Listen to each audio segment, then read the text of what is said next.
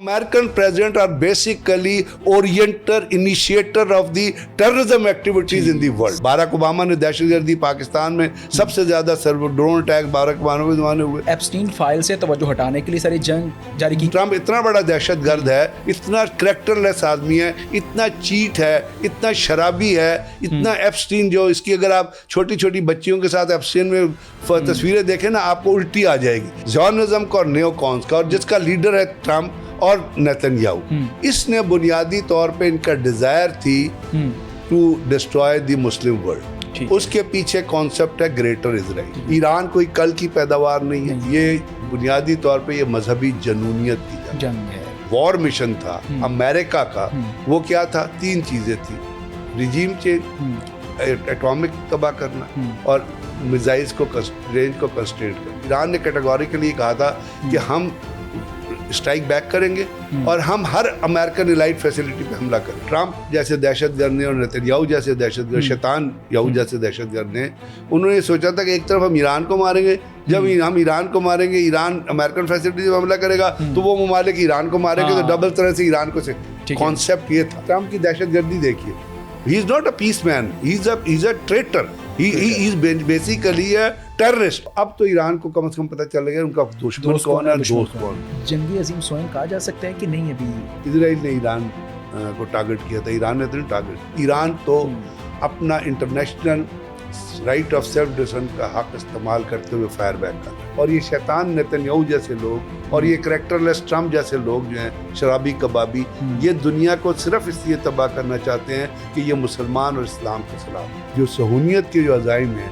Netanyahu के जो अज़ाइम है, शैतानों के जो अज़ाइम, उसको कौन कन्फ्रंट कर रहा है? अकेला ईरान कन्फ्रंट. इंडिया जो है सो हाईली डिस्टर्ब है, इसलिए कि इंडिया आइसोलेट हो गया. अगर दुनिया हम पर एतमाद कर रही है तो ये हमारे एजाज़ की बात है, और आपको शर्म नहीं आ रही कि आप पाकिस्तान को बेसिकली इंडियन लीडरशिप सारी जो वो दहशतगर्दी पे इंडिया कायम हुआ है.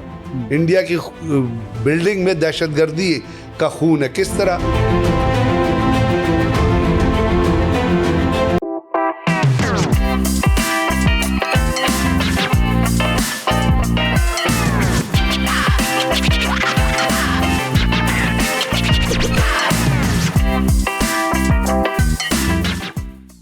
अस्सलामुअलैकुम. बीपी पॉडकास्ट के साथ मैं हूं हसीब चौधरी. नाजरीन, अमेरिका, इजराइल और ईरान जंग जारी है. इस जंग में क्या हो रहा है और क्या होने जा रहा है, और पाकिस्तान का जो किरदार है एज अ मीडिएटर वो कितना अहम है, और ये जंग जो है ये कब अपने मंतकी अंजाम को पहुंचेगी, इस सारी सूरत हाल पर गुफ्तगू करने के लिए आज हमें ज्वाइन किया है ब्रिगेडियर रिटायर सैयद गज़नफ़र अली साहब ने, जो दिफाई तज़ियाकार हैं और बैनुल-अक़वामी अमूर पर उनकी बड़ी गहरी नज़र होती है. तो पॉडकास्ट का बाकायदा आगाज़ करते हैं और अपने गेस्ट को वेलकम करते हैं. अस्सलाम वालेकुम सर, कैसे हैं आप? बहुत वालेकुम अस्सलाम, बहुत बहुत शुक्रिया हसीब फॉर इनवाइटिंग मी. अच्छा सर, सबसे पहले मुझे ये बताइएगा कि पाकिस्तान का जो किरदार है इस पूरी जंग में एज अ मीडिएटर वो कितना इफेक्टिव है? असल में इस जंग को, पाकिस्तान के किरदार को समझने के लिए इस जंग को समझना पड़ेगा. ठीक है. और इस जंग का जो स्ट्रक्चर है, जो इस जंग की हैयत है, उसको समझना है, जो काफ़ी हद तक तो लोगों की समझ में आ गई है. लेकिन चूँकि हम इसको पाकिस्तान के किरदार से रिलेट कर रहे हैं तो यहाँ पे ये पॉइंट आउट करना ज़रूरी हो जाएगा कि ये जंग जो है ये शुरू किस तरह हुई थी. ठीक है. और वो टीवी पे सीरियल चलते हैं ना जिस तरह, तो इससे पहले 12 दिन की जंग हुई थी. तो वो सीरियल का पहला पार्ट था, तो ये दूसरा पार्ट था. ठीक है. तो इसलिए कि अमेरिका और इजराइल, अब ये जानिएगा और लोगों को ये जानना चाहिए कि बाज़ दफ़ा जंग एनर्जी के लिए, जोग्राफिया के लिए, अपना इकोनॉमी के लिए, गलबे के लिए, ऑक्यूपेशन के लिए लड़ी जाती है. कि मैं पुरानी जंगें जितनी भी लड़ी गई वो एरिया ऑक्यूपेशन के लिए लड़ी गई थी, और उनका जंग शुरू करने का कोई ऑब्जेक्टिव नहीं था. फर्स्ट वर्ल्ड वॉर कोई ऑब्जेक्टिव नहीं था. ठीक है. प्रिंस मारा गया, फर्स्ट वर्ल्ड वॉर शुरू होगी. सेकेंड वर्ल्ड वॉर कोई ऑब्जेक्टिव नहीं था. एक रेस सुप्रीमेसी थी जो हिटलर के जहन में समाई हुई थी, क्योंकि उस जर्मनी को डिफीट हो गई थी. सेकेंड वर्ल्ड वॉर हो गई. सेकेंड वर्ल्ड वॉर शुरू हो गई, उसने पूरी दुनिया को अपनी लपेट में लिया. उसके बाद यूएनओ बन गई, लीग ऑफ नेशन ख़त्म हो गई, और यूएनओ का मकसद था दुनिया में जंगें रोकना. لیکن ہوا یہ کہ اس میں یو این او کا کردار جو ہے وہ چینج ہو گیا. یو این او سے چینج ہو کے یو این سی بن گئی, یعنی یونائٹڈ نیشن کارپوریشن بن گئی. ٹھیک ہے. اور اس نے بجائے اس کے کہ وہ دنیا میں جنگیں روکتی, اس نے جو چونکہ کارپوریشن بن گئی تھی تو وہ جو اس کو فنڈ کر رہے تھے, جس میں امریکہ فور فرنٹ پہ تھا, اس نے امریکہ اور نیٹو کو مل کے جنگ کرنے کی چٹیں دینی شروع کر دی, ریزولیشن دینی شروع کر دی. یعنی یو این او جو ہے وہ جنگ کرانے والی آرگنائزیشن, جنگ انیشیٹ کرانے والی آرگنائزیشن. اس کا ایشو بیس جو چیزیں تھیں, جیسے کشمیر کا ایشو تھا, حل کرانا چاہیے تھا, نہیں کرایا, اور دنیا میں ادھر سے ان کی اٹینشن ہٹ گئی. اور وہ بھی چیزیں جو ہیں ان کی, اس کے اندر ان کی بہت عرصہ بہت حد تک ریلیجیس انکلینیشن آ گئی. ٹھیک ہے. یعنی اگر سوڈان کا وہ اپنا ایسٹ تیمور کا مسئلہ حل کرایا تو اس تیمور سے کرایا, وہاں کرسچن آباد تھے. کشمیر کا اس لیے نہیں کرایا کہ وہاں پہ مسلمان آتے ہیں. غزہ میں اس لیے کلنگ ہو گئی کہ وہاں پہ مسلمان. تو یو این او کا جو رول تھا اس نے اپنا رول چھوڑ دیا. جب اس نے دنیا کو ریزولیشنز دینی شروع کر دی کہ جاؤ جنگ کرو, عراق کو تباہ کرو, سیریا کو تباہ کرو, لیبیا کو تباہ کرو, افغانستان کے اندر جا کے جنگ کرو, تو دنیا میں دنیا کی بڑی طاقتوں کے اندر یہ سوچ آ گئی کہ جنگ جو ہے اس سے ہم دنیا کے اوپر ہر چیز پہ قبضہ کر سکتے ہیں. پھر وہ ایک نیو نارمل کا کانسیپٹ جو آ گیا. ٹھیک ہے. اور وہ یہ تھا کہ آپ کے ملک میں کہیں کسی اور ملک سے کوئی فائر ہوتا ہے, کچھ ہوتا ہے, تو آپ اٹھا کے میزائل ادھر مار دو. پھر امریکہ کی فورن پالیسی جو تھی وہ دنیا میں, امریکہ چونکہ یو این او نیٹو میں ایک بڑا ملک تھا, تو اس کی فورن پالیسی جو ہے اس میں انہوں نے کہا کہ جس ملک سے انہوں نے کوئی بات بنانی ہے تو وہ اس کی کنپٹی پہ گن کرتے ہیں, کہتے ہیں ساڑی گل منو, نہیں تو ہم مار دیں گے. تو یہ ٹرینڈ, امریکہ کا یہ ٹرینڈ آنا شروع ہو گیا. چونکہ دنیا کا کلچر جو ہے وہ پیس سے جنگ کی طرف چلا گیا تھا, اور اس کے اندر زیادہ جو تھا وہ ڈومینیشن جو ہے وہ آپ کو اپنا ریلیجیس فیتھ کی نظر آ رہی تھی. تو دنیا میں ایک بہت بڑا دہشت گردی کا منبع ہے, ایک مذہب ہے جس کا نام ہے زیونزم. جو جیوز ہے نا, ان کے اندر آرتھوڈاکس جیوز بھی ہیں, ان کے بعد ایکسٹریمسٹ جیوز بھی ہیں. جو جیوز ریلیجن ہے وہ نہیں, بلکہ اس کے اندر ایک کلاس ہے جس کو زیونسٹ کہتے ہیں. اور یہ 1839 میں تھیوڈر ہیزل جو ایک سیکولر تھا, اس نے زیونسٹ آرگنائزیشن بنائی تھی, اور پہلی زیونزم کانفرنس جو ہے وہ بیسل سوئٹزرلینڈ میں ہوئی تھی. ٹھیک ہے. اور وہاں انہوں نے یہ ڈیسائیڈ کیا تھا کہ دنیا میں ایک صہیونی ریاست قائم کریں گے. ٹھیک ہے. اور وہ جو ہے پہلا اس کا پلیس جو تھی وہ یوگنڈا سلیکٹ ہوئی, لیکن اس کے بعد انہوں نے کہا کہ جب آپ اسرائیل کا میپ دیکھتے ہیں نا تو اس کے اندر 2 لائنیں, انہوں نے کہا دجلہ سے فرات تک جو ہے نا وہ ساری زمین ہماری ہے. ٹھیک ہے. تو وہ انہوں نے کہا کہ وہاں جا کے پیلسٹائن میں ہم اپنی ریاست قائم کریں گے. اس کو سپورٹ کیا اس زمانے میں برطانیہ کی شاہی فیملی نے, جو رائل فیملی ہے, جو کوئن اینڈ کنگز ہے. اس وقت برطانیہ کا جو فارن منسٹر تھا اس نے راس چائلڈ, آپ کو پتا ہے راس چائلڈ ایک نام ہے, جو بینکرز ہیں بنیادی طور پہ یہودی ہیں. دنیا کے جتنے بینکنگ کا سسٹم یورپ کا جتنا, راس چائلڈ کے بہت سارے وہ اس کو ہیلڈ. انہوں نے راس چائلڈ کو خط لکھا کہ آپ بے فکر رہیں, دنیا میں جہاں بھی یہودی آباد ہے ہم ان کو لے کے آئیں گے اور ایک جگہ پہ آزاد کریں گے, اور پیلسٹین اس کے لیے سلیکٹ کیا گیا. اس لیے اوٹومن امپائر کے زمانے میں اگر آپ کو یاد ہو تو یہودیوں نے ایک ریزولوشن موو کی تھی کہ ہمیں جی آپ ایک فری ہوم لینڈ, الگ ہوم لینڈ کی جگہ دے, جو ریجیکٹ ہو گئی تھی کیونکہ اوٹومن کے اندر یہودی بڑے پروٹیکٹڈ تھے. they were more safer than the Catholics, حالانکہ وہ کروسیڈ سے لڑ رہے تھے. تو جب وہ جگہ ہوا تو 1948 میں جب برطانیہ نے یو این او کا اس کا حوالے کیا تو سب سے پہلی کلنگ برطانوی فورسز نے, یو کے کی فورسز نے پیلسٹائن کے اندر کی, جہاں 300 گھر گرا دیے گئے تھے اور کتنے فلسطینیوں کو مار دیا. تو یہ زیونسٹ جو ریلیجن تھا, جو دہشت گردی پر جو کہتا تھا کہ اپنے پولیٹیکل ایم حاصل کرنے کے لیے ہارڈنڈ مین استعمال کرو, اور جس کو نیتن یاہو نے اپنی اسپیچ میں کوٹ کیا, اور اس نے جو پہلی 12 دن کی اسپیچ تھی اس کے اندر اس نے تورا کے ریفرنس دے کے, عمالک کا ریفرنس دے کے اس نے کہا کہ ہمیں ہمارا مذہب یہ کہتا ہے کہ یہودی ریاست قائم کرنے کے لیے بچوں کو مارو, عورتوں کو مارو, اور ایون یو کل شیپس, کیونکہ شیپس کو ایک نارمل کلیچر کے طور پہ استعمال کہ ان کو بھی, جانوروں کو بھی مار دو. تو یہ جو مذہب کی جنگ تھی, یہ زیونزم کی جو جنگ تھی, یہ تھی وہاں سے وہ چیزیں آج وہ موجود ہیں. اسی لیے, اور اس کے ساتھ ساتھ ایک اور چیز جو ڈیولپ ہوئی وہ تھی امریکہ کے اندر جو نیو کانس تھے. 1963 میں نیو کنزرویٹو کی ایک آرگنائزیشن بنی, نیو کانس تھے, جو کہ وہ بھی ان کی بھی تھیری یہ ہے کہ پولیٹیکل آبجیکٹیو حاصل کرنے کے لیے ملٹری مینز یا ہارڈن مینز. تو اس وقت وہاں پر نیو کانس کا اور جو زیونزم کا ایک نیکسس ہوا ہوا, اور یہ دہشت گرد ہیں. یہ دہشت, جیسے بش دہشت گرد تھا, اس نے دہشت گردی کی. باراک اوباما نے دہشت گردی, پاکستان میں سب سے زیادہ ڈرون اٹیک باراک اوباما کے زمانے ہوئے. سینئر بش دہشت گرد تھا, اس نے پوری دنیا میں دہشت گردی پھیلائی.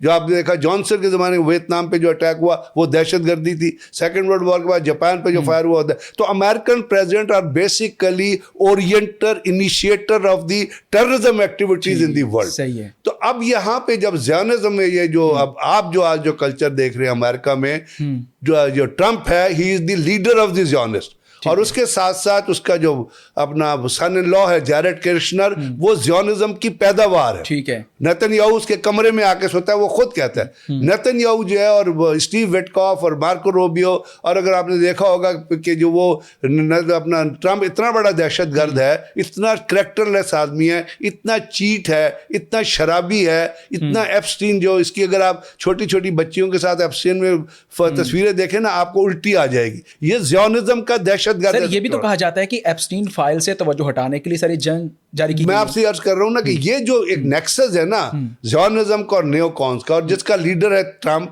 اور نیتن یاہو, اس نے بنیادی طور پہ ان کا ڈیزائر تھی to destroy the Muslim world. اس کے پیچھے کانسیپٹ ہے گریٹر اسرائیل. ٹھیک ہے. گریٹر اسرائیل کا کانسیپٹ جو ہے وہ نیتن یاہو نے ایک دفعہ اپنی ایک بریفنگ میں پیچھے نقشہ بھی لگایا ہوا تھا اور UN میں پیش کیا تھا. اور اس کے ساتھ ساتھ جو چیزیں انہوں نے کرنی تھی, اس کا مقصد یہ تھا, اور جو گریٹر اسرائیل کا جو کانسیپٹ ہے اس کو اگر آپ دیکھیں تو وہ پورا ٹرکی بھی, تو سعودی عرب بھی, تو وہ سارا. اس کے علاوہ ایک اسٹڈی تھی, ایک امریکن ایک آتھر تھا ایلف پیٹر. ایلف پیٹر نے ایک کتاب لکھی تھی اپنا کافی عرصے پہلے, اس کی ہیڈنگ تھی نیور کوئٹ دی فائٹنگ, نیور کوئٹ دی وار. اس نیور کوئٹ دی وار کے اندر ایک چیپٹر تھا جو تھا بلڈڈ بارڈرز, یعنی خون آشام سرحدیں. اب اس کے اندر جو اس نے نقشہ لگایا تھا, اس نقشے کی جو پروجیکشن آپ کریں گے تو اس نے یہودی ریاست کو پاکستان سے بھی گزارا. تو آج آپ دیکھیے کہ بارڈرز میں کہاں پہ بلڈڈ بارڈرز ہیں. اپنا سعودی عرب بلڈڈ بارڈر ہے, یہ اپنا UAE ہے, ایران ہے, عراق ہو گیا, سیریا ہو گیا. تو ساری یہ جو چیزیں تھی, یہ جو زیونزم, نیو کانز, اس قسم کے جو ہارڈنڈ لوگ ہیں, ان کا بنیادی مقصد تھا کہ اسلامی ممالک کو تباہ و برباد کرنا. ٹھیک ہے. اور اس کانسیپٹ میں نیتن یاہو نے اپنی اسپیچ میں کہا کہ میری 40 سال سے یہ ڈیزائر تھی کہ میں ایران کو تباہ. اب ایران جو ہے وہ آپ کو پتا موسٹ سینکشن کنٹری ہے, اس کے اوپر سینکشن لگی ہوئی تھی. ایران کوئی کل کی پیداوار نہیں ہے, ایران 5000 سال کی وہ جس وقت یہ اپنا ٹرمپ نے کہا نا اپنی اسپیچ میں کہ ہم ایران کو پتھروں کے دیش میں بھیج دیں, تو ٹرمپ بے شرم کو پتا ہونا چاہیے کہ جب وہ پتھروں کے دیش میں رہ رہا تھا, ٹرمپ امریکہ کس نے دریافت کیا تھا؟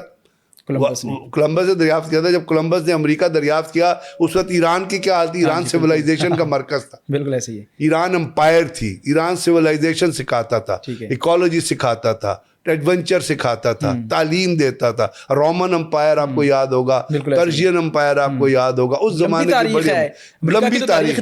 تو اب اس کے اندر جو ہے بنیادی طور پہ جنگ ہے, یہ بنیادی طور پہ یہ مذہبی جنونیت کی جنگ ہے. ٹھیک ہے. اور یہ مذہبی جنونیت کی جنگ جو ہے یہ زیونزم نے اور نیو کان نے. اب اس کے اندر ایک اور جنونیت شامل ہو گئی, وہ ہے ہندوتوا. جو نریندر مودی جیسے دہشت گرد جو ہے نا, انہوں نے انڈیا کے اندر ہندو سپریمیسی کے اوپر کہ انڈیا کے اندر صرف ہندو رہیں گے, کیونکہ RSS کی فلاسفی یہ ہے, اور RSS کے جو پیدا کرنے والے تھے ہیجور اور ڈاکٹر امبیڈکر, وہ یہ کہتے تھے, ان کی انہوں نے اپنی جو تھیسس لکھی تھی اس کے ہیڈ میں انہوں نے یہ لکھا تھا کہ صرف انڈیا میں ہندو رہیں گے, اگر ہندو نہیں رہے, ہندو کے علاوہ اگر وہ کنورٹ نہیں کریں ہم سب کو مار دیں. اب یہ جو مذہبی جنونیت جو ہے, یہاں سے پہلے انہوں نے ایران پہ حملہ کیا, ایران پہ سینکشن لگائے, پھر ابھی جو حملہ کیا اس کا بنیادی مقصد یہ تھا کہ ایران کو سبجوگیٹ کرے. ٹھیک ہے. اور اس کے اندر جو تھیسس اپنایا گیا وہ آپ کو پتا تھا, جو ان کا مشن تھا, جو وار مشن تھا امریکہ کا, وہ کیا تھا؟ 3 چیزیں تھی. रिजीम चेंज, एटॉमिक तबाह करना और मिसाइल्स को रेंज को कंस्ट्रेंट करना, किसी में भी कामयाब नहीं अब ये देखिए, इसके बाद झूठ देखिए ना, पहले तो दुनिया को पता होना चाहिए कि ट्रम्प जो दुनिया का सबसे करेक्टरलेस आदमी है, जो अनट्रस्टवर्थ आदमी है, जो एप्स्टीन फाइल का मुजरिम है, जो बच्चियों के साथ जुल्म करता रहा है, उसने पहले जब 12 दिन की वॉर के बाद कहा था कि हमने ईरान का न्यूक्लियर तबाह कर दिया। सो अब कहने की क्या जरूरत थी? तो बात यह है कि ये जो वॉर थी ये इम्पोज की गई और इसका मकसद ये था कि न सिर्फ ये कि ईरान पे हमला करो, ईरान की पोटेंशियल को डिग्रेड करो, अब पोटेंशियल में सारी चीजें शामिल कर लें, इकोनॉमी भी पर, उसके साथ साथ एक जब आप ईरान पे हमला करें तो ईरान ने कैटेगोरिकली कहा था कि हम स्ट्राइक बैक करेंगे और हम हर अमेरिकन एलाइड फैसिलिटी पे हमला करेंगे। तो साफ ज़ाहिर अमेरिकन बेसिस कहाँ पे? सर आपको नहीं लगता कि इससे जो ताल्लुकात हैं वो आप ये तो कह सकते हैं कि ईरान के हम अमरीकी अड्डों को निशाना बना रहे हैं, लेकिन हमने देखा कि मिसाइल ड्रोन्स ऐसे भी थे जो शहरी इमारतों को भी हिट किए, तो ईरान को नहीं लगता कि आपको नहीं लगता कि ईरान का ताल्लुकात जो हैं वो जो अरब रियासतें उनसे ख़राब हो जाएगा? देखिए ना, मैं जो आपसे कह रहा था कि ईरान ने कहा था कि हम अमेरिकन एसेट का, तो उन्होंने जो ट्रम्प जैसे दहशतगर्द ने और नेतन्याहू जैसे दहशतगर्द, शैतान याहू जैसे दहशतगर्द ने, उन्होंने सोचा था कि एक तरफ हम ईरान को मारेंगे, जब हम ईरान को मारेंगे, ईरान अमेरिकन फैसिलिटी पे हमला करेगा तो वो ममालिक ईरान को मारेंगे, तो डबल तरह से ईरान को से कॉन्सेप्ट ये था। ठीक है, इस कॉन्सेप्ट के अंदर अब जब ये कॉन्सेप्ट था तो वहां पे पाकिस्तान का रोल आता है। ठीक है, जो आपने बात कही थी ना, यहाँ आया पाकिस्तान का रोल कि जब ये तमाम चीज़ें हुई तो पाकिस्तान ने सऊदी अरब, आपको पता है जब ये हुई तो पाकिस्तान के आर्मी चीफ सऊदी अरब तशरीफ ले गए, वहाँ उनकी मोहम्मद बिन सलमान से मुलाकात हुई। फिर वो ईरान भी गए थे, ईरान में उनकी मुलाकात ओमान गए थे, ओमान में उनकी मुलाकात ईरानी क़यादत से भी हुई थी, अमेरिकन क़यादत से भी।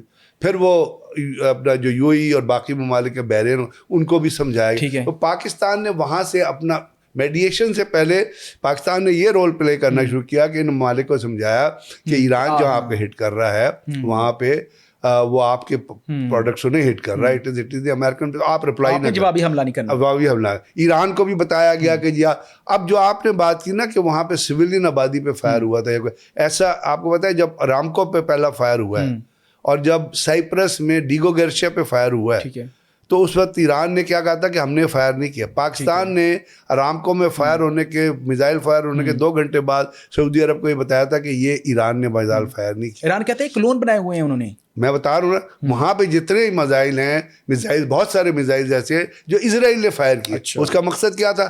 डराना, जो मैंने आपसे कहा। तो ये जो मजहबी जनूनियत की जंग होती है, इसके अंदर लॉजिक नहीं होता, ठीक है, इसके अंदर जनूनियत होती है। और ये जनूनियत जो है आपको नजर आ रही है शैतान याहू के अंदर, और ये कार्टून जो है ट्रम्प उसके अंदर और बाकी जो, यानी आप देखिए ना, ट्रम्प की दहशतगर्दी देखिए। He is not a piece man, he is a traitor, he is basically a terrorist कि उसने जो मिनिस्टर ऑफ डिफेंस का नाम चेंज करके मिनिस्टर ऑफ वॉर कर दिया। अब वो मिनिस्टर ऑफ वॉर जो है पीट हेग्सेट, उसने क्या बयान दिया था? उसने कहा था जी कि मुसलमान ममालिक जो है ना वो इर्रेशनल है और वो दहशतगर्द है, तो हम मुसलमान ममालिक के हाथ में एटमी पावर नहीं दे सकते। इसका मुशारा पाकिस्तान की तरफ, बिल्कुल। और वो अपने जो उसके अपना बाजू पे जो लोगो बनाया वो देखिएगा। तो जब उसने इस किस्म के एक्सट्रीमिस्ट अपने गिर्द जमा कर लिए हैं, तो आप ये बताइए कि क्या वो रैशनल के डिसीजन करेगा? बिल्कुल नहीं। तो यहाँ पे अब पाकिस्तान, जो आपका बेसिक सवाल था, इतना लंबा थीसिस मैंने इसलिए किया कि आप समझे कि पाकिस्तान इसके अंदर कूदा क्यों। दूसरी बात यह है कि जब ईरान के ऊपर फायर हो रहा होगा, आपको पता है सीस्तान में फायर हुआ, चाबहार फायर हुआ, तो साफ जाहिर है पाकिस्तान 909 किलोमीटर का बॉर्डर शेयर करता है ईरान के साथ, और ईरान के साथ जो आप बॉर्डर शेयर करते हैं, तो जब सीस्तान में अगर फायर होता है तो इफेक्ट पाकिस्तान पे भी आ सकता है। लेकिन पाकिस्तान ने वो इफेक्ट बर्दाश्त किया, क्योंकि कल आपको पता है वली नसर स्क्वायर में जो वहाँ पे एक बहुत बड़ा जलसा हुआ जिसमें बहुत सारी औरतें थी, और उन्होंने तशक्कुर पाकिस्तान और लव पाकिस्तान के जो वो उठाए, वो इसलिए कि पाकिस्तान ने ईरान को भी बहुत सारी चीज़ें प्रोवाइड की हैं, बहुत सारे इंटेलिजेंस, बहुत सारी इनपुट। तो पाकिस्तान का ये रोल है इस वॉर में, ये पहले 12 दिन की जंग में भी था, और अभी जो रोल है वो इसलिए कि हमारे सऊदी अरब के साथ बहुत पुराने ताल्लुकात, very close relationship with we had a roller coaster relationship with Iran. हमारे ईरान के साथ कभी रिलेशनशिप इतने नज़दीक नहीं रहे जितने इंडिया के रिलेशन ईरान के साथ रहे। کیونکہ انڈیا آئل لیتا تھا ایران سے, پاکستان پہ تو پابندی. اس کے علاوہ بھی سم اور دیگر رضا شاہ پہلوی کے بعد Iranian leadership had been more closer to Indian as compared to Pakistan. ٹھیک ہے. اب انہیں نظر آ گیا کہ انڈیا نے کہ پہلے جب جنگ ہوئی تھی 12 دن کی, ادھر آپ کو پتا ہے 12 جب سائنسدان مارے گئے تھے تو وہاں پہ بہت سارے موساد کے نیٹ ورک پکڑے گئے تھے. تو 74 انڈین جاسوس وہاں پہ پکڑے گئے تھے, those who were working for Mossad. اور ایک شخص تھا, میرے ذہن سے اس کا نام نکل گیا, اس نے ایک فرنٹ کمپنی منگائی تھی which was registered in Dubai. اچھا. اس کا فرنٹ آفس جو ہے دبئی میں تھا, اور وہ اس کے نام پہ انڈیا کے اندر اپنا ایران کے اندر ایسپیناج کر رہا تھا to find the location of the Indian nuclear scientist and military leadership. وہ پورا نیٹ ورک پکڑا گیا تھا. آپ کو پتا ہے پاکستان کے اندر کلبھوشن جو تھا وہ کہاں سے آیا تھا؟ بلوچستان, چابہار سے آیا تھا. بلوچستان سے نہیں آیا تھا, چابہار سے آیا تھا. چابہار میں باقاعدہ را کا ایک ہیڈ کوارٹر تھا. پکڑا بلوچستان سے گیا تھا. پکڑا بلوچستان میں گیا تھا. تو اس کا مطلب یہ ہے کہ ایران کی حکومت کو اس وقت پتا تھا کہ را جو ہے وہ سیستان میں اور چابہار میں اور تہران میں ان کی آفس, فرنٹ آفس, انہیں اپنے سیف ہاؤسز بنائے ہوئے ہیں جہاں پہ پاکستان سے جو دہشت گرد ہوتے تھے BLA ان کو وہ رکھا کرتے تھے. تو ایران بھی ایک طرح سے اس موومنٹ کو تھوڑا سا سپورٹ کر رہا تھا کہ وہ they didn't want to trickle over to Iran. تو اب تو ایران کو کم از کم پتہ چل گیا ان کا دشمن کون ہے, دوست کون. تو یہ ہے پاکستان کا رول جو پاکستان نے ان معروضی وجہ ان جغرافیکل اور وار ریجن کی وجہ سے پلے. سر پاکستان کے کردار کی تو بات ہم نے کی, آپ نے پاکستان کو سرو بھی کیا. اب انڈیا کے کردار کی ہم بات اگر کر لیں, بڑا ہی افسوسناک رہا ہے. آپ نے جے شنکر کا بیان سنا ہوگا, جو لفظ اس نے پاکستان کے لیے استعمال کیا وہ میں کہنا نہیں چاہ رہا, تو ان کو شرم نہیں آتی؟ نہیں کہہ دیں باقی لوگوں کو پتہ چلے. سر انہوں نے کہا کہ پاکستان ایک نہیں کہیں گے تو میں کہہ دوں گا. جی سر, تو ان کو شرم نہیں آتی کہ ایک جو سالس کا کردار ادا کرنے والا ہوتا ہے وہ تو فرشتہ ہوتا ہے, وہ تو یہ چاہتا ہے کہ یہ جنگ نہ ہو, اور اگر دنیا ہم پر اعتماد کر رہی ہے تو یہ ہمارے اعزاز کی بات ہے, اور آپ کو شرم نہیں آ رہی کہ آپ پاکستان کو. بات یہ ہے کہ جو جس طرح کا جس کا ذہن ہوتا ہے وہ ایسی بات کرتا ہے. ایک مجرم جو ہوگا مجرمانہ بات کرے گا, ایک چور جو ہوگا چوری کی بات کرے گا, ایک ڈاکو ڈاکے کی بات کرے گا. تو بیسیکلی انڈین لیڈرشپ ساری جو وہ, اب اس کی ہسٹوریکل فیکٹس ہیں, میں ایسے ہی نہیں کہہ رہا. جی بالکل. ہسٹوریکل فیکٹ اس کا یہ ہے کہ پاکستان اور انڈیا جب آزاد ہوئے تھے, آپ کو یاد ہے 1947 میں lord Mountbatten was the governor general, اور یہ پہلے انڈیا تو نہیں تھا, یہ تو سب کانٹیننٹ تھا. سب کانٹیننٹ کو ڈیوائڈ کر کے انڈیا اور پاکستان بنایا گیا. تو جب پاکستان انڈیا آزاد ہوئے تو اس وقت جو باؤنڈری ڈیمارکیٹ کی گئی تھی اس میں گرداسپور اور فیروز پور کو پاکستان میں انکلوڈ کیا گیا. گرداسپور میں باقاعدہ ووٹنگ ہوئی تھی, ٹھیک ہے, اور اس کے اندر 51.3% لوگوں نے پاکستان کے لیے ووٹ کیا, جس میں کرسچن کمیونٹی بھی شامل. ٹھیک ہے. اب جب گرداسپور آپ کو پتا ہے اس کی جو اگر امپورٹنس دیکھیں, جغرافیکل امپورٹنس دیکھیں, تو it is gateway to Kashmir. کیونکہ انڈیا کا پہلے سے کشمیر کے بارے میں ایک پلان تھا کہ انہوں نے اس پہ قبضہ کرنا ہے. تو وہاں پہ آپ کو پتہ ہے اس زمانے میں نہرو کے ناجائز تعلقات تھے ایڈوینا ماؤنٹ بیٹن سے. اچھا. جو ماؤنٹ بیٹن کی بیوی تھی. اچھا. اور ماؤنٹ بیٹن کی بیٹی نے کتاب لکھی ہے, ماؤنٹ بیٹن ایک کتاب ہے دی سمر, اپنا اس میں, اور اس کی the empire and the Nehru and Edwina ایک کتاب, ایک ماؤنٹ بیٹن اپنا لیڈی ماؤنٹ بیٹن کی بیٹی نے ایک کتاب لکھی ہے ان کے ریلیشن شپ کے اوپر جو اویلیبل. ٹھیک ہے. تو وہ جب اس کے ایکسٹرا میریٹل ریلیشن تھے ایڈوینا ماؤنٹ بیٹن سے, اور ماؤنٹ بیٹن کو پتا تھا اس چیز کا. اچھا. اس وقت نہرو نے ایڈوینا ماؤنٹ بیٹن کو استعمال کیا, اس کو کہا, کیونکہ ان کی جذباتی ریلیشن شپ تھی, تو اس نے کہا کہ ماؤنٹ بیٹن کو پریشرائز کرو کہ Gurdaspur should be given to India. اچھا. اور 3 دن کے بعد 3 دن تک گرداسپور میں پاکستان کے جھنڈے لگے رہے تھے. اچھا. یہ ہسٹوریکل فیکٹ بتا رہا ہوں, ہسٹری میں جا کے تلاش. ٹھیک ہے. تو 3 دن بعد گرداسپور کو جو ہے انڈیا میں شامل کیا گیا تھا. تو آپ مجھے بتائیے دلہ گیری کا رول کس نے پلے کیا؟ نہرو نے. تو پہلا دلہ کون تھا؟ انڈیا. نہرو تھا. نہرو انڈیا میں. اس کے بعد آپ آئے, ایک انسٹرومنٹ آف ایکسیشن سائن ہوتا ہے جس کے ذریعے جو کشمیر ہے وہ انڈیا میں چلا جاتا ہے. حالانکہ کشمیر نے پاکستان کے ساتھ قائد اعظم محمد علی کے ساتھ ایک اسٹینڈ بائی ایگریمنٹ کیا ہوا, لیکن پھر نہرو نے فورس کیا ماؤنٹ بیٹن کو کہ کشمیر پاکستان میں آنا چاہیے. تو ماؤنٹ بیٹن نے یہ کہا کہ آپ مہاراجا سے ایک انسٹرومنٹ آف ایکسیشن سائن کراؤ, یعنی کہ ایسا انسٹرومنٹ کہ جی آپ جو ہے انڈیا کو جوائن کرنا چاہتے ہو. 26 अक्टूबर को वो इंस्ट्रूमेंट ऑफ एक्सेशन साइन होता है। वो मेनन वो इंस्ट्रूमेंट ऑफ एक्सेशन पटेल के कहने पे लेके जो है वो गया कश्मीर गया। महाराजा उस दिन श्रीनगर से जम्मू ट्रैवल कर रहा था। श्रीनगर में उसे खतरा था क्योंकि जो फ्रीडम फाइटर्स थे वो श्रीनगर के और पुंछ के दरवाजे पे दस्तक दे रहे थे। Srinagar was about to fall. ठीक है। तो वहाँ पे जो इंस्ट्रूमेंट ऑफ एक्सेशन था वो लेके गया मेनन, वहाँ से उसने उसको साइन करवाया महाराजा से on behalf of mount baton. तो दूसरा कौन हुआ? नेहरू। मेनन हो ना, जो पटेल हुआ जो ये लेके गए थे। तो वो उसके बाद दहशतगर्दी पे इंडिया कायम हुआ है। इंडिया की बिल्डिंग में दहशतगर्दी का खून है। किस तरह कि जब पाकिस्तान इंडिया आज़ाद हुए तो उसके 1 महीने बाद नेहरू अपना गांधी जो पीस एक्टिविस्ट का था, अमन के लिए काम करता था, उसको पॉइंट ब्लैंक रेंज पे आरएसएस ने गोली मार दी। तो दहशतगर्द मुल्क कौन हुआ? पहला दहशतगर्द कौन हुआ? इंडिया हुआ। बेनजीर अपना उसको इंदिरा गांधी को सिखों ने गोली मार दी क्योंकि इंदिरा गांधी ने सिखों के गोल्डन टेम्पल रिलीजियस श्राइन पे हमला किया था। तो इंदिरा गांधी क्यों मरी? दहशतगर्दी की वजह। तो इंदिरा गांधी ने दहशतगर्दी की थी तो सिखों ने दहशतगर्दी के लिए मारा ना। लंबी राजीव गांधी को श्रीलंका में श्रीलंका लड़की ने मार दिया क्योंकि वो वो श्रीलंका के अंदर जो थे सेपरेटिस्ट उनकी मदद कर रहा था। उसके बाद आप देखिए कि अभी रिसेंट हिस्ट्री में मोदी साहब पहुंच गए थे यूक्रेन के, जी पापा जाके यूक्रेन की वॉर हल कराएंगे किसके बिहाफ पे। ठीक है, तो वो कौन हुए? वो भी पहले 30 हो गए। उसके बाद आप देखिए अभी मोदी साहब गए थे अफगानिस्तान और वो अपना इजराइल में जाके इजराइल ने उनको कहा कि आप जाके अफगानिस्तान के लोगों को कहें कि वो पाकिस्तान के ऊपर हमला कर दे।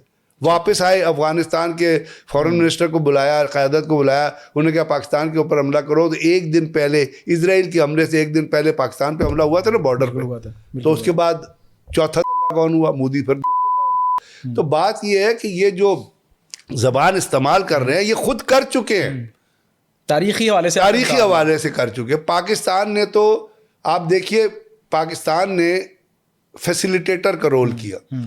जब अमेरिका और चाइना के दरमियान ओपनिंग हुई तो किसिंजर ने कहाँ से ट्रेवल किया था?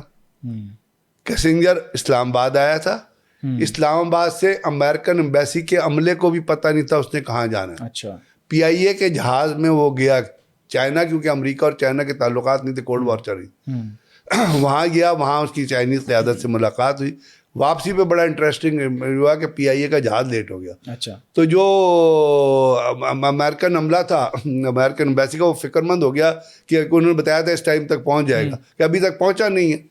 तो फिर ये उनको बताया गया जी वो मरी गए हुए थे, वो अपना कश्मीर पॉइंट पे सूरज को तलू होते देखना था उन्होंने, तो उनका पेट खराब हो गया इसलिए वो लेट हो गए। उसके बाद अमेरिका के और पाकिस्तान चाइना के ताल्लुकात बने, तो पाकिस्तान तो पहले ही रोल फैसिलिटेटर का रोल अदा कर चुका है। पाकिस्तान नहीं गया था मोदी की तरह, वो मोदी की तरह जिस तरह मोदी अपना इजराइल गया, पाकिस्तान चाइना नहीं गया था। दुनिया आई है हमारे पास, दुनिया वो खुद आए थे और यहाँ से ट्रांजिट करके चले गए थे। ठीक है। फिर अभी भी हमने क्या किया? हमने तो ये नहीं कहा कि जी हम जाके अमन कायम करेंगे, हमने कहा कि हम समझा सकेंगे लोगों को। अब दुनिया का एतमाद हम पर है तो इसमें हमारा क्या कसूर है और इसमें आपकी गलती है? बात ये है कि ये चीज़ें अगर आप कहेंगे ना कि पाकिस्तान के लिए लफ्ज़ इस्तेमाल करेंगे तो मेरा मतलब आप खुद भी तो ये कर चुके हैं, तो इसका मतलब फिर आप भी वही हुए ना। आप तो फिर बिल्कुल तारीखी तौर पे आप ये कर चुके हैं ना, आज की बात तो नहीं है। तो इसलिए पाकिस्तान और इंडिया जो है इस वक्त हाईली डिस्टर्ब है, इसलिए कि इंडिया आइसोलेट हो गया। और उस आइसोलेशन की निशानी ये है कि जयशंकर अभी फ्रांस गया हुआ था, शायद पता नहीं वापस आया नहीं आया। जो फ्रांस में G7 जो ग्रुप है उसकी मेंबर, G7 आपको पता है 7 लीडिंग ममालिक, अमेरिका उनका, इंडिया उसका मेंबर नहीं है।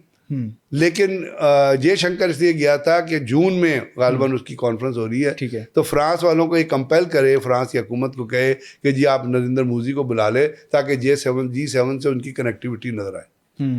तो बात यह कि ये है हाइट और दूसरा उनके मुल्क के अंदर अपनी जो कुछ चीज़ें हो रही हैं या जिस तरह उनकी अपोजिशन نریندر مودی کو اس لیے کرٹیسائز کر رہی ہے کہ وہ اسرائیل گیا تھا, اس لیے گیا تھا کہ پاکستان پہ حملہ کروائے. تو آپ بتائیے کہ یہ چیزیں جو ہے, یہ جو سیکولر فارن پالیسی ہے, نان الائنڈ کی فارن پالیسی یا انڈیپینڈنٹ فارن پالیسی, جب آپ کسی کے ٹول بن کے گئے ہیں وہ آ کے کسی تیسرے ملک کو کہہ رہے ہیں کہ تم جا کے اپنا پاکستان پہ حملہ کر دو, تو اس سے آپ کی فرسٹریشن کا اندازہ ہوتا ہے. اب کل راج ناتھ سنگھ کا جو بیان آیا, کوئی لاجک ہے اس بیان کا؟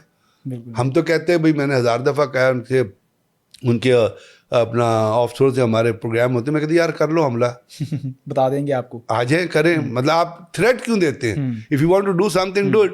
تو بات یہ ہے کہ یہ ہے جو فرسٹریشن کا لیول جو آپ ذکر کر رہے ہیں نا, کہ ان کو وہ رول جو پاکستان پلے کر رہا ہے وہ ان کو ہضم نہیں ہو رہا. اب پاکستان کیوں رول پلے کر رہا ہے؟ اس لیے کہ دنیا میں بڑے عرصے تک امریکن جو ہے, اور انڈیا خود بھی اپنے آپ کو نیٹ سیکورٹی پرووائڈر کہتا تھا اس ریجن. ٹھیک ہے, لوگ مانتے تھے, ہم بھی سوچتے تھے, کیونکہ انڈیا کی 2 چیزیں ہیں. انڈیا کی آرمی تو بڑی ہے ہم سے, انڈیا کی اکانومی بھی بڑی مضبوط ہے, ابھی بھی کوئی میرے خیال 736 بلین, اور 2030 تک کہتے ہیں وہ چوتھی کے تیسری اکانومی دنیا کی بن جائے گی.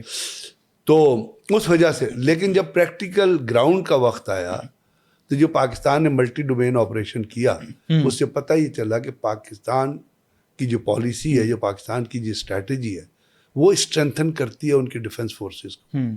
اور Pakistan can play a role in the region security alignment کے طور پہ. اکنامک نہیں کہہ رہا میں آپ سے, میں سیکیورٹی الائنمنٹ کی بات کرتا ہوں. اور سیکیورٹی پیرامیٹر میں بہت ساری چیزیں آ جاتی ہیں. تو پھر ویسٹ بھی اور بہت سارے لوگ جو پاکستان کی طرف دیکھنے لگے. اب اس کے لیے بنیادی طور پہ میں نریندر مودی کا شکر گزار ہوں, اگر آپ مجھ سے پوچھے تو. وہ اس لیے کہ اس نے ہی provided a chance to Pakistan. دیکھیں, آپ جب کوئی ہتھیار بناتے ہیں تو آپ اس کو رینجز پہ ٹیسٹ کرتے ہیں نا, وہ آرٹیفیشل ٹیسٹنگ ہوتی ہے. جہاز بنایا, رینج پہ ٹیسٹ کریں گے. تو نریندر مودی نے موقع دیا کہ آپ نے جو انڈیا جو چائنا کے ساتھ مل کے جہاز بنایا تھا, یا جو چائنیز نے, وہ لائیو ٹارگیٹ پہ ٹیسٹ ہوں. تو جب وہ لائیو ٹارگیٹ پہ ٹیسٹ ہوئے تو اب دیکھا S-400 کدھر گیا, اور رافیل دوسری طرف کدھر گیا, رافیل کدھر گیا. فرانس گالیاں دے رہا ہے انڈیا کو. فرانس کہہ رہا ہے ہمارے جو پائلٹ ہیں وہ اس قابل ہی نہیں کہ رافیل اڑا سکیں. فرانس کیا, ابھی تو انہوں نے Su-37 بھی گرا دیا ہے پچھلے دنوں, کوئی 15-20 دن پہلے. تو رشیا بھی گالیاں دے رہا ہوگا کہ ساڑھا بھی جہاز تھی بیکار کرتا.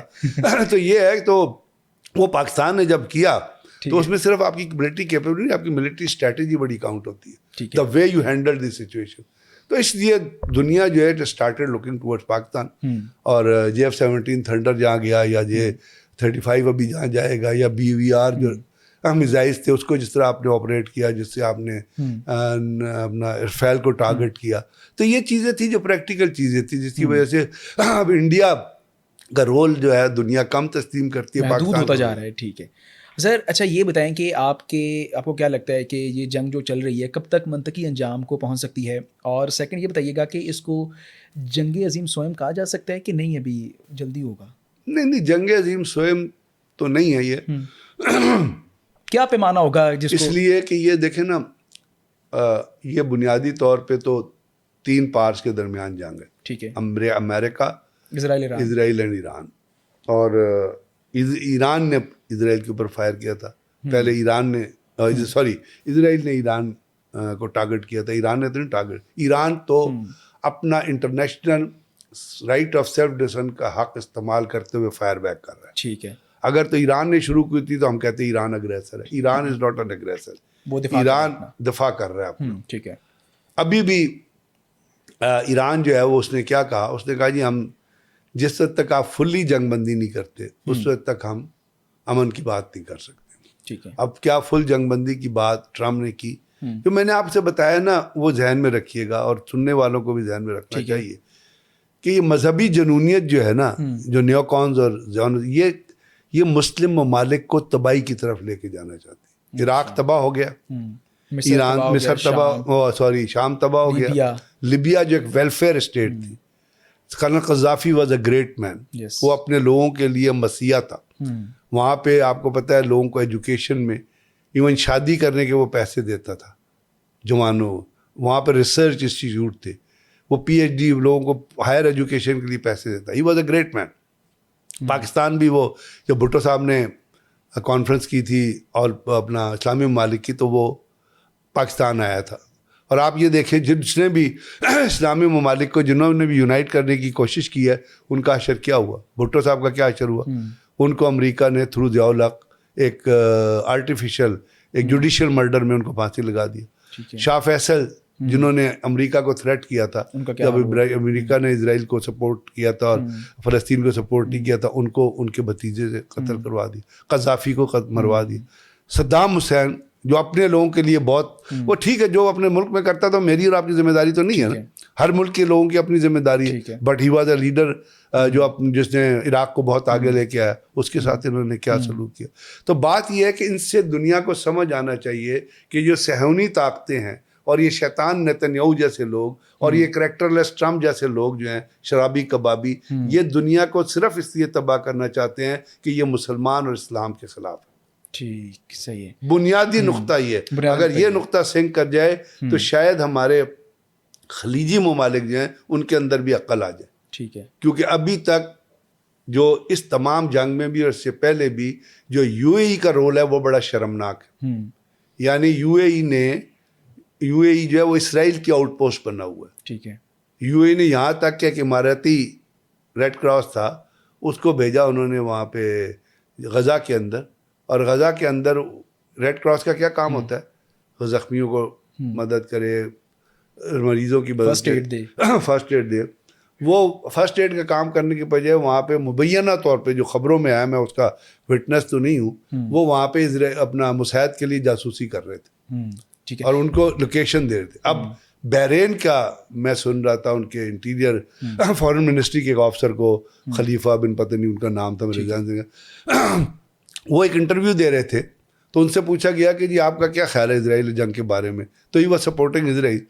تو انہوں نے کہا جی آپ یہ طنز کے طور پہ کہہ رہے ہیں یا صحیح کہہ رہے ہیں؟ انہوں نے کہا نہیں، ہمارے ملک میں مساعد کا ایک بہت بڑا ہیڈ کوارٹر ہے and we are proud of that, we are maintaining security liaison with them. تو اگر ایران بحرین کو مار رہا ہے تو ٹھیک مار رہا ہے نا. تو اس لیے کہ وہ اب بحرین میں جو مساعد کا ہیڈ کوارٹر ہے وہ کیا کر رہا ہوگا؟ وہ جاسوسی کر رہا ہوگا اپنے خلیجی ممالک کی نا، ان کی خبریں لے کے اسرائیل کو پہنچا رہا. تو اس خلیجی ممالک کو بھی یہ سوچنے کی ضرورت ہے کہ خدا کے واسطے اپنے آپ کو شیعہ سنی میں ڈیوائیڈ نہ کرو، سنیوں کو دیوبندی بریلیوں میں ڈیوائیڈ نہ کرو. مسلمان ایک ہی ہے، قرآن پاک سنیوں کا بھی شیعوں کا بھی ایک ہی ہے، دیوبندیوں کا بھی وہی ہے، بریلیوں کا. ہم بٹے ہوئے ہیں. بریلوی جو ہے وہ دیوبندی بھی انگریز نے کریٹ کیا تھا اور انگریز نے ایک اور بھی فتنہ کریٹ کیا تھا. تو انگریز کے کریٹڈ فتنے سے اپنی کوہیجن کو نہ ڈسٹرائے گا.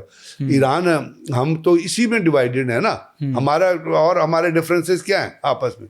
تو اگر ایران مضبوط ہوتا ہے، اگر ایک مضبوط ایران ہوتا ہے تو وہ ایک چیک ہے صہیونی عزائم کے لیے. اور آج آپ دیکھ رہے ہیں کہ جو صہیونیت کے جو عزائم ہیں، نیتنیاہو کے جو عزائم ہیں، شیطانوں کے جو عزائم، اس کو کون کنفرنٹ کر رہا ہے؟ اکیلا ایران کنفرنٹ کر رہا ہے. بالکل ٹھیک ہے.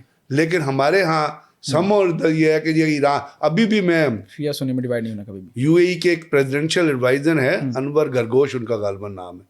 تو میں ان کا ایک بیان پڑھ رہا تھا، مجھے بڑا افسوس ہوا کہ ابھی بھی وہی کہہ رہے ہیں کہ اگر ایک اسٹرانگ ایران ہو گیا تو وہ تو ہماری سیکورٹی کے لیے خطرہ ہوگا، اس لیے we'll have to have deep security ties with Washington. ابھی بھی آپ کو سمجھ نہیں آئی، اس لیے کہ آپ یہودیوں کے لیے کھیل رہے ہیں. آپ نے وہاں پہ یہودیوں کی سروس قائم کی ہوئی ہے، آپ نے ان کو ویزا فری سروس دی ہوئی ہے، اور طیارے بھر بھر کے گئے ہیں، فری طیارے دیے ہیں، فری طیارے دیے ہیں. اس کے بعد یمن میں جو سعودی عرب کے خلاف یو اے ای نے کیا تھا، وہ جو ایس ٹی سی کو سپورٹ کر دے. اب ایس ٹی جو اس ٹرانزیشن اس کو کون سپورٹ، اس کو اسرائیل سپورٹ کرتا ہے نا. تو اس لیے یو اے ای جا کے اسرائیل کے خلاف ہو رہا ہے. صومالی لینڈ میں انہوں نے کیا کیا، سوڈان میں وہ کیا کر رہے ہیں. تو یہ پراکسی وار جو یو اے ای نے شروع کی ہوئی ہے، بھائی آپ اپنے ملک پہ کانسنٹریٹ کرو یار، کیوں مسلمانوں کے پیٹ پہ چورا گھونپ رہے ہو. تو بات یہ ہے کہ ابھی بھی اگر ان کو سمجھ نہ آئی تو پھر مجھے لگتا ہے کہ اسرائیل ان کو بھی کھا جائے گا. ٹھیک ہے سر. بات یہ ہے کہ ہمیں شیعہ سنی میں ڈیوائڈ ہونے کی ضرورت نہیں ہے، متحد ہونے کا اس کا بھی وقت ہے. سر بڑا شکریہ آپ کے وقت کا، آپ نے وقت نکالا ہمارے لیے اور بڑا ہی زبردست تجزیہ آپ نے دیا. تو انشاءاللہ آپ کو بلاتے رہیں گے، ملاقات ہوتی رہے گی آپ سے. اور آج کے پوڈ کاسٹ کا وقت ہمارا ختم ہوتا ہے. انشاءاللہ آپ سے ملاقات ہوگی اگلے پوڈ کاسٹ میں. تب تک دیجیے اجازت. اللہ حافظ ناصر.